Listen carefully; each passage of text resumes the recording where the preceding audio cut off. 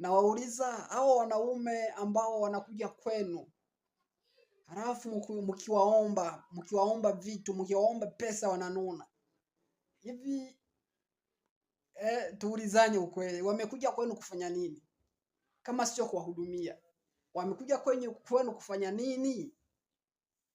Sisi tunawahudumia, sisi tunawahonga, tunawapa pesa, tunawapa kila kitu mnachotuomba sisi. Halafu kuna wanaume wapumbafu wengine wakiona jinsi mnavyoendelea kunona, jinsi mnavyoendelea kumeremeta, kung'aa, wanaanza kuwafuata sasa.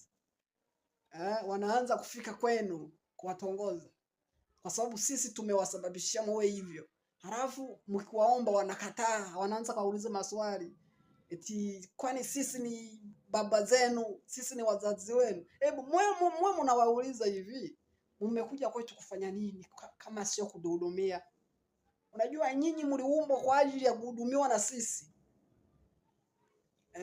Mupo kwa ajili ya kuhudumiwa na sisi, tuwape chochote mnachokitaka. Sasa wanaume wapumbavu ambao mkiwaomba wanakataa, na nyinyi muwakatae, muwaweke mbali kabisa. Muwaweke mbali. Wanaume ni kama sisi tunayowahudumia. Mnasikia? Hao wasiowahudumia waepuke kabisa, muwaweke mbali.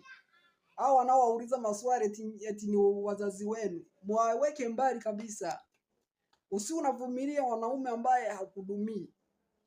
Yaani mwanaume ambaye hakuhudumii, usimweke karibu ya kwako, usimweke karibu yako, mufukuze kabisa, hafai.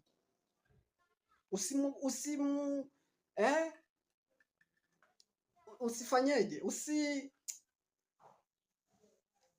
Usimvumilie. Huyu aliumbwa kwa ajili ya kukuhudumia wewe. Kwa hiyo usimvumilie. Mfano, pumzi tunazopumua ni hewa ambayo tunaipewa na Mwenyezi Mungu. Akisimamisha sekunde moja tu mtu anakufa. Kwa sababu hewa hii